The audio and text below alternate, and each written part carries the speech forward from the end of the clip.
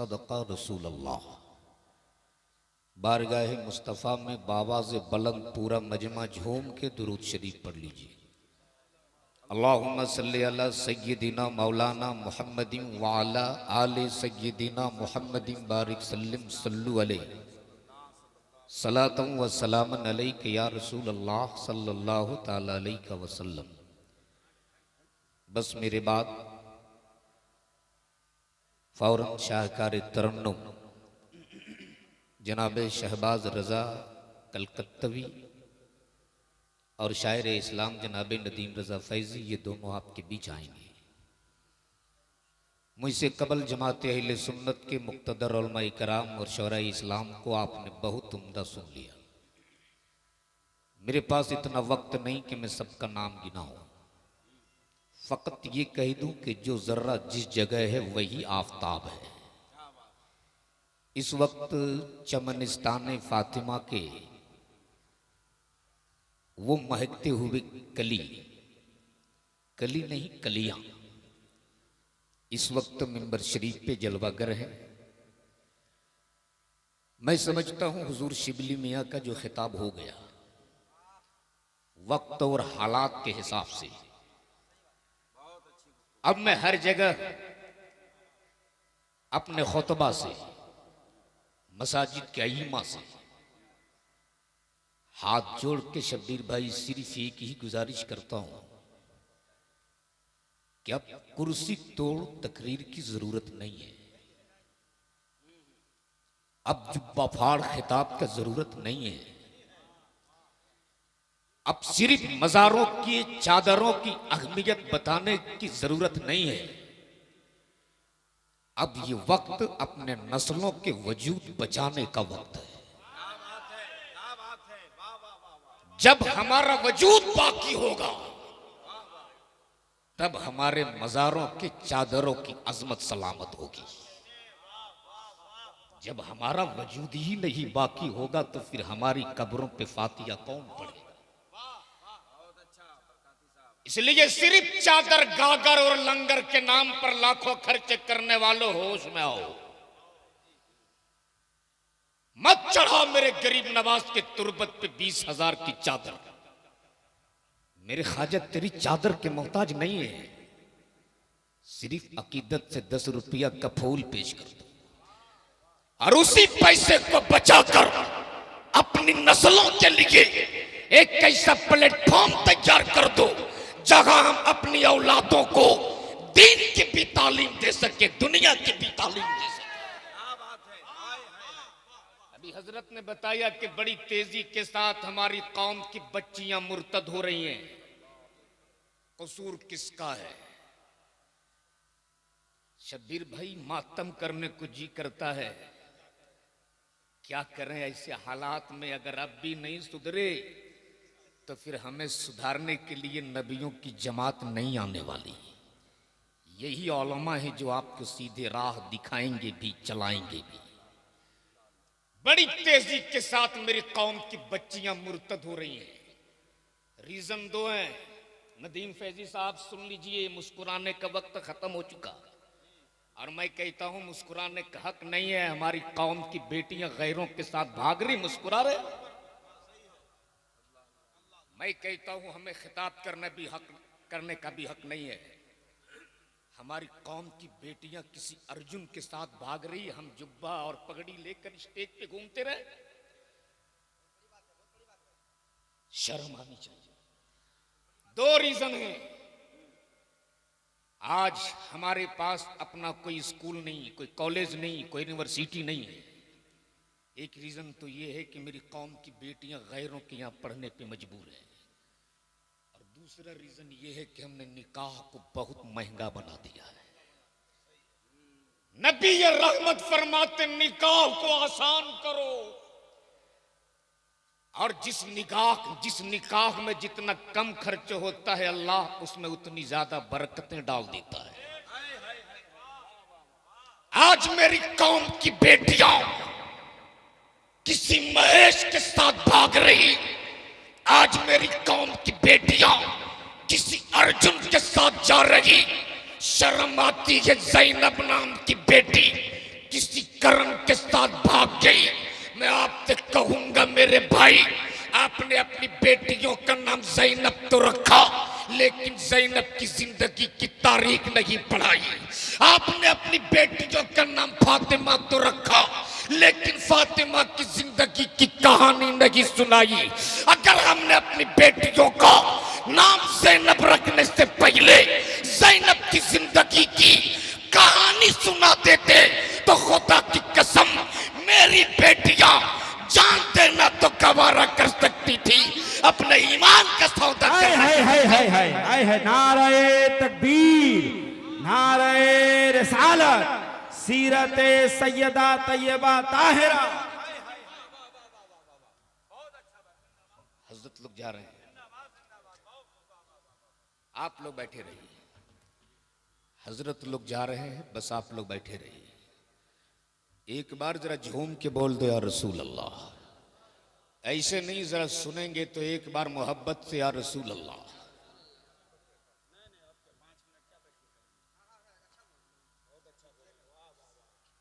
शब्बीर भाई, क्या आज आपने पढ़ा है, कसम खुदा की दिल खुश हो गया। अल्लाह आपको सलामत रखे।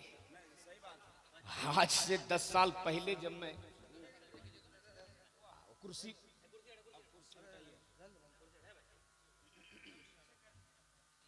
जरा पीछे ले लीजिए कुर्सी। अब नदीम फैजी साहब, ए बाबू हजरत वो थोड़ी सी वो छोटी वाली कुर्सी ले आओ इधर। ला बाबू, नहीं आज खिताब होगा, आज तकरीर होगी। आज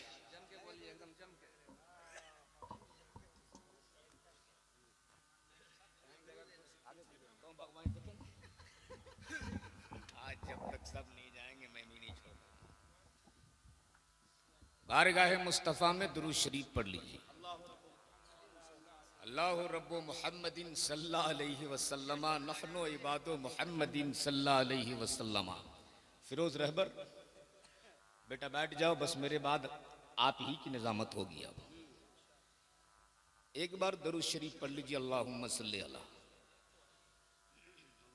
कब तक डालेंगे इसको शब्बीर भाई? अल्लाहु रब्बु मुहम्मदिन सल्लल्लाहु अलैहि वसल्लम नहनु इबादु मुहम्मदिन सल्लल्लाहु अलैहि वसल्लम। बस थोड़ी देर आप लोग बैठ जाइए, बस 5 मिनट की मेरी गुफ्तगू संजीदे लहजे में सुन लीजिए आप। हाँ कूलर ठीक है शहजाद भाई, ठीक है। मामून साहब मुस्कुरा लीजिए आप, इसलिए अभी कमर भाई ने कहा कि 4 दिन तक जितना मुस्कुराना है मुस्कुरा लीजिए, बाद में पता चलेगा। तो अगर सुनेंगे तो एक बार झूम के या रसूल अल्लाह। अब नदीम भाई, ये जितने लोग बैठे हैं ना, ओरिजिनल सुनने वाले लोग हैं। हाँ यही ओरिजिनल लोग हैं, इसलिए कि आजकल जलसे में फिरोज बाबू 3 क्वालिटी के लोग आते हैं। कुछ लोग जलसा देखने के लिए आते हैं, कुछ लोग जलसा सूंघने के लिए आते हैं, कुछ ही लोग होते हैं जो जलसा सुनने के लिए आते हैं। तो अब जो देखने के लिए आए थे देख लिए कि मामून रशीद ने स्टेज कैसे बनाया है, पंडाल कहाँ लगाया है, साउंड कैसा लगाया है, देख लिए चल दिए। अब जो लोग सूंघने आए थे वो सूंघ रहे थे, चाय की दुकान कहाँ है, पकौड़ी की दुकान कहाँ है, समोसा कहाँ बना है, सूंघ लिए चल दिए। अब जो लोग सुनने के लिए आए थे ओरिजिनल, अब यही लोग बैठे हुए हैं। सुभान अल्लाह। अच्छा आप लोग तो शहर के आदमी हो, खेती तो करते होगे नहीं आप, किसान लोग जानते हैं। जब धान पक जाता है तो शब्बीर भाई बहुत बड़े किसान हैं, धान पकने के बाद लोग काट लेते हैं।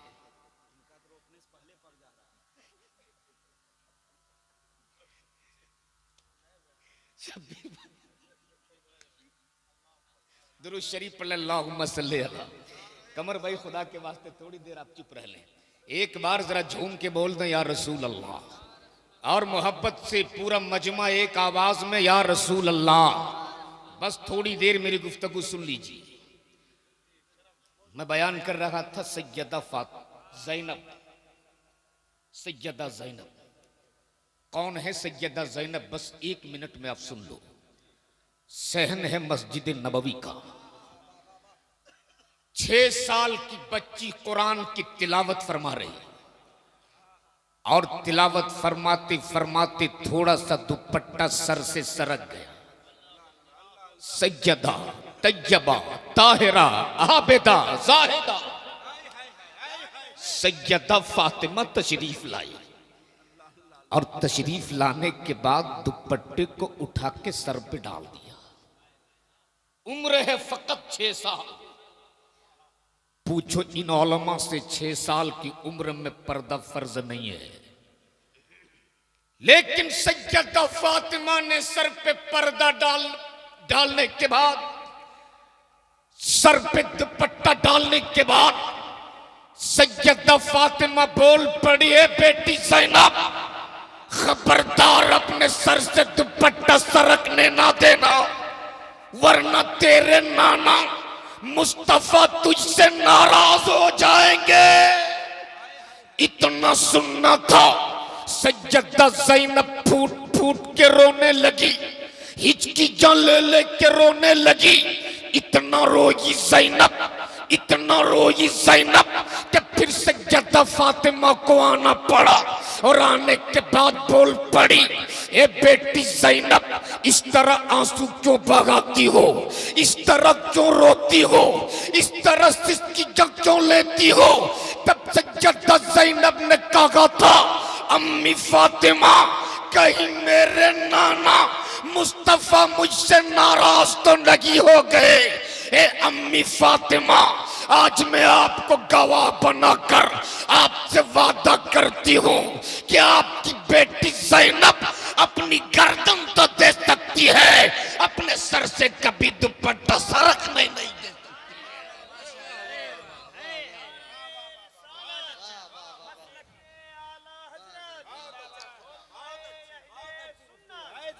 जिंदाबाद जिंदा नारे तकबीर, नारे रिसालत, सुन्नते मुस्तफा कॉन्फ्रेंस।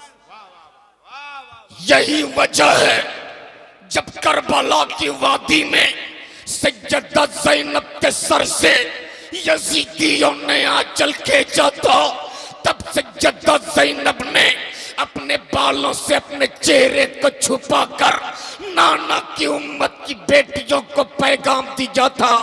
देख ज़ैनब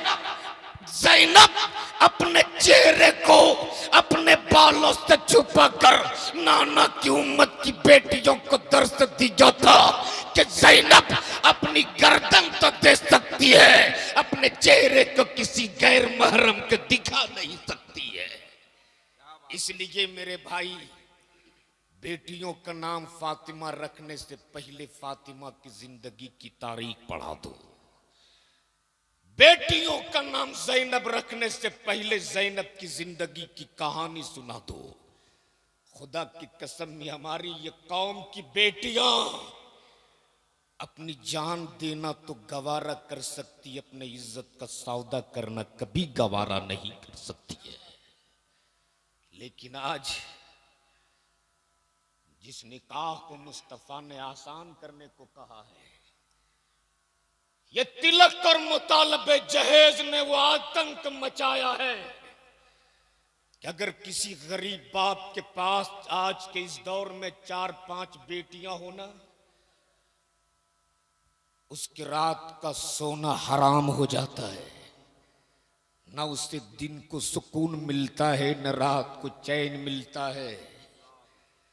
इसलिए मैं आपसे कहूंगा, अगर गैरतदार माओं के दूध पिए हो तो आज सुन लो। अगर जानवर नहीं बेटा पैदा किए हो तो सुन लो। याद रखना, हमारे इलाके के हजरत एक सर्वे के मुताबिक इसी पश्चिम बंगाल के इसी इलाके के 10% मेरी कौम की बेटियां मुरादाबाद, सूरत और गुजरात जैसे शहरों पे बिकने पे मजबूर है। मैं पूछता हूं, क्या मेरे इस इलाके के सारे नौजवान इतने बेगैरत हो गए कि हमारी कौम की बेटियां आज गैरों के शहरों पे बिकने पे मजबूर हो गई है।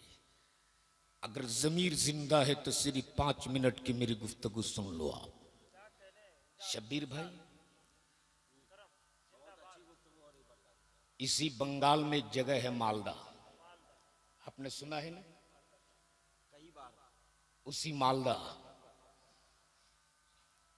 उसी मालदा इलाके से लॉकडाउन का जमाना था कमर भाई, हालात कुछ साजगार हुए थे, इक्का दुक्का ट्रेनें चल रही थी।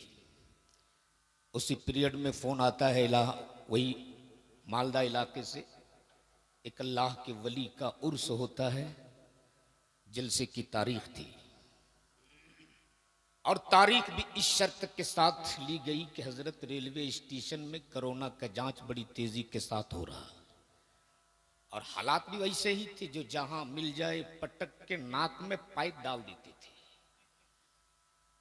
उन लोगों ने कहा बहुत जोरदार मालदा रेलवे स्टेशन में कोरोना जांच हो रहा, इसलिए हम लोग रेलवे स्टेशन नहीं आएंगे। मैंने कहा ठीक है, बस स्टैंड में रहना, मैं रेलवे स्टेशन आ जाऊंगा। मालदा रेलवे स्टेशन से बस स्टैंड की दूरी सिर्फ 1.5 से 2 किलोमीटर। 3 बजे भोर उतरा हूं मालदा, कोई सवारी नहीं। दूर एक रिक्शा नजर आया, मैं उस रिक्शा के करीब पहुंचा। क्या देखता हूं, एक ज़ईफ उम्र इंसान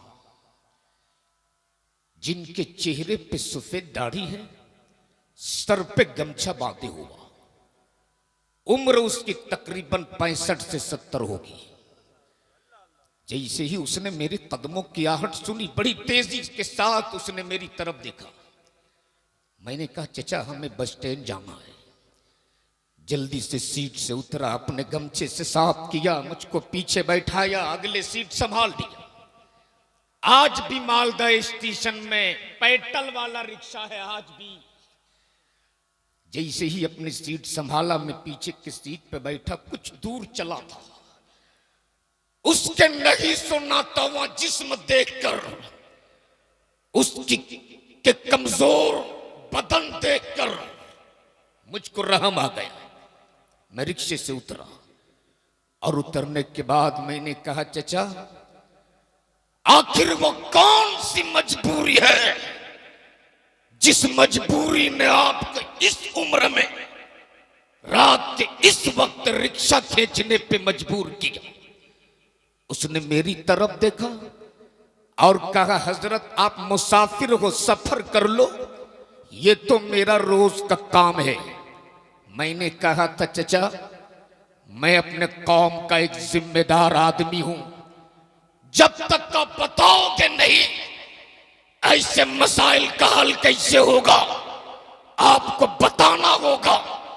आखिर वो कौन सी मजबूरी है जिस मजबूरी ने आपको रात के इस वक्त इस उम्र में रिक्शा टानने पे मजबूर किया? उसने डबडबाई हुई आंखों से मेरी तरफ देखा और भर्राई हुई आवाज में बोल पड़ा, हजरत मेरे पास बेटे नहीं है, नहीं है मेरे पास बेटे। अल्लाह ने मुझको बेटा नहीं दिया है। अल्हम्दुलिल्लाह मैं 4 बेटियों का बाप हूं, 4 बेटियों का।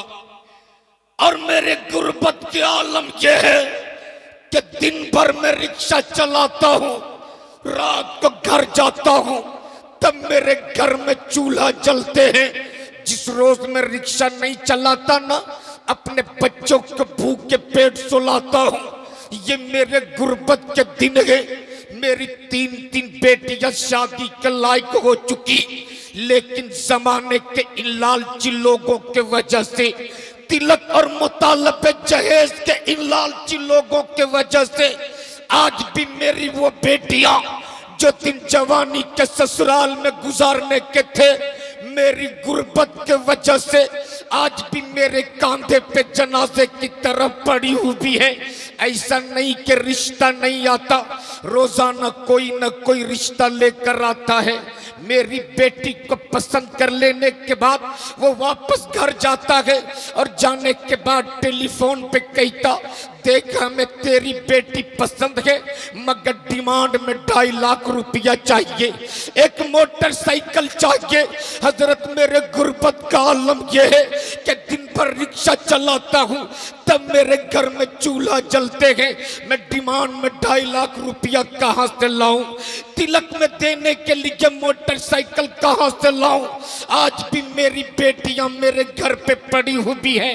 एक दिन मेरे पड़ोस में रहने वाले मेरे एक चचाजाद भाई एक अजनबी इंसान को मेरे घर लाया और लाने के बाद कहा, देख तू अपनी बेटी की शादी नहीं कर पाता ना, तिलक में देने के लिए तेरे पास डिमांड नहीं है ना, जहेज में देने के लिए तेरे पास गाड़ी नहीं है ना, देख मैं मुरादाबाद से लेकर आया हूं, अपनी बेटी का निकाह इसके साथ कर दे। मैं उस अजनबी को जानता भी नहीं था, मुझको उसका नाम भी पता नहीं था, मैं उसके हसब और नसब के बारे में भी नहीं जानता था, मैंने उसका घर भी नहीं देखा था।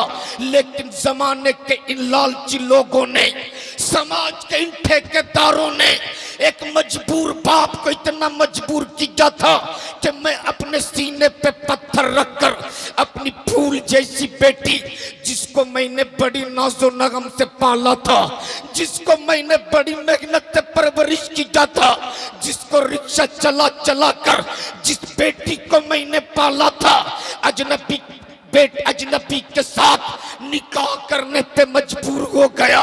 मैंने अपनी बेटी का निकाह उस अजनबी के साथ कर दिया। मेरी बेटी रोती भी रही, मेरी बेटी सिसकियां लेती भी रही, मेरी बेटी आहें भरती भी रही, लेकिन जमाने के लालची लोगों को मेरी बेटी की आहें सुनाई नहीं थी। जमाने के इन ठेकेदारों को मेरी बेटी की सिसकियां नहीं सुनाई थी। मेरी बेटी सिसकियां लेती भी रही, मेरी बेटी आहें भरती भी रही। मैं अपनी बेटी को उस अजनबी के साथ रुखसत करने पे मजबूर हो गया। इतना कहकर वो फूट फूट के रोने लगा, हिचकियां ले ले के रोने लगा। मैंने उसे पानी पिलाया, तसल्ली दिया।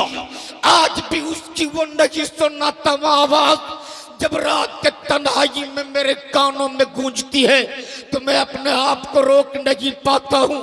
उसका जुमला ये था, हजरत जिस वक्त मैं अपनी बेटी को अपने घर से रुखसत कर रहा था ना, ऐसा नहीं लगता था मेरी बेटी की डोली उठ रही, ऐसा लगता था मेरे घर से मेरी बेटी का जनाजा जा रहा, मेरी बेटी का जनाजा उठ रहा। मैंने अपनी बेटी को रुखसत कर दिया, लेकिन न मुझको घर में आराम मिलता था, न दिन को सुकून मिलता था, न रात को चैन मिलता था।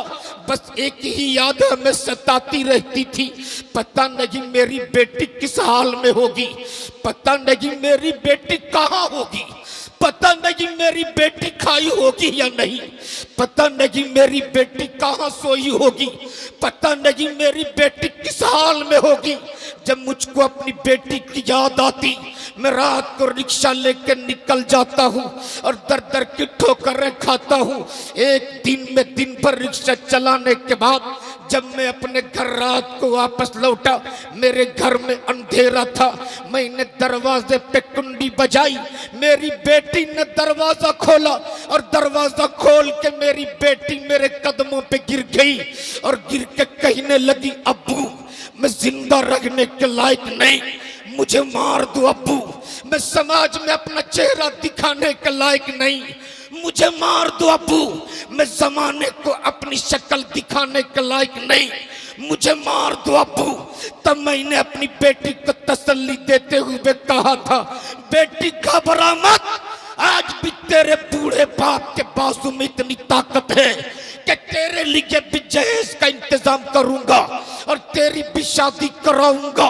जब मैंने अपनी बेटी के बाजू को पकड़ के ऊपर उठाया, चेहरे से आंचल हटाया, जैसे कि चेहरे से आंचल हटा था, मेरे पैरों तले जमीन खिसक गई। जिस बेटी को मैंने 3 महीना पहले सुहागन का जोड़ा पहनाकर दुल्हन बनाकर रुखसत किया था, मेरी वही बेटी मेरे कदमों पे गिरकर मुझसे अपनी मौत की भीख मांग रही थी। वही बेटी मुझसे अपनी मौत की भीख तलब कर रही थी। मेरी बेटी ने कहा, अब्बू आपके साथ भी धोखा हुआ है, मेरे साथ भी धोखा हुआ है। जिस अजनबी इंसान को आपने दामाद बनाया था, जिस अजनबी इंसान के निकाह में आपने मुझको देकर मेरा शौहर बनाया था, वो मेरा शौहर नहीं था, वो तो जमाने के दलाल था, दलाल, जो यहाँ से ले जाने के बाद ना जाने मुझ पर कितने जुल्म सितम के पहाड़ तोड़े। वो कौन ऐसी रात गुजरी जिस रात में किसी दरिंदे का शिकार न बनी? वो कौन ऐसा दिन गुजरा जिस दिन मुझे किसी ने मेरे जिस्म से खेला ना हो? अब उन जालिमों से किसी तरह बचा कर आई हूँ, लेकिन मैं जिंदा रहने के लायक नहीं। मुझे मार दो अब्बू, मैं समाज में अपनी शक्ल दिखाने के लायक नहीं। मुझे मार दो अब्बू। मेरे कौम के नौजवानों, ये वाकया किसी एक घर का नहीं, आज हजारों घर ऐसे हैं जहां रोजाना ऐसे वाकयात होते हैं। हजारों मेरी कौम की बेटियां ऐसी हैं जहां रोजाना बाजारों में बेची जाती हैं। हजारों ऐसे बाप हैं जिनकी बेटियों का सौदा रोजाना हो रहा।